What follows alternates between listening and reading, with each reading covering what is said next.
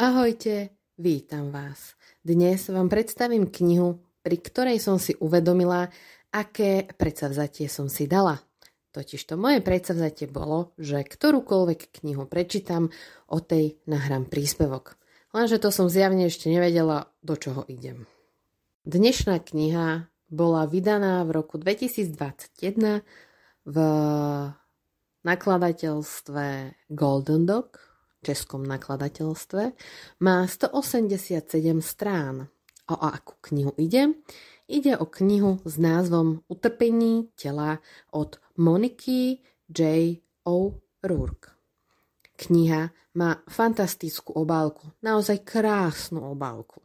No, ale teda poďme na ten dej. Zoe se svou postavou nebyla nikdy spokojená, nic si nenalhávala, byla tlustá. Chtěla si jen koupit knihu o hubnutí. Třeba by to tentokrát vyšlo. Třeba. Jenže stačilo jedno setkání a pak tma. Když se probudila, ocitla se na odtučňovací kůře, kterou si nedokázala představit ani v nejtemnějších snech. Strach, znásilnění, mučení, bestialita. Nevěděla, co ta slova znamenají.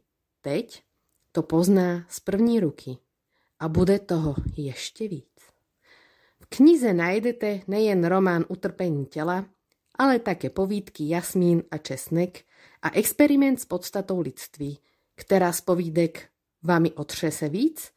Přinášíme vám na český trh americkou autorku, jejíž jméno si budete pamatovat. Jen málo kdo je tak brutální jako Monika J. O'Rourke. S tým sa nedá nič, len súhlasiť. Ja mám teda silný žalúdok, ale táto kniha ma dostala. Ktorá z poviedok bola najhoršia, to nechám na vašom uvážení. Podľa mňa Jasmín a Cesnak. Hoci, čo sa týka nechutnosti, ani nie že nechutnosti, ale naozaj reálneho opisu všetkého, čo sa len dá, čo tam bolo popísané, si naozaj reálne neviete ani predstaviť, pokiaľ to naozaj nečítate. Ale nech nie som len negatívna. Táto ženská píše naozaj, že akože úžasne.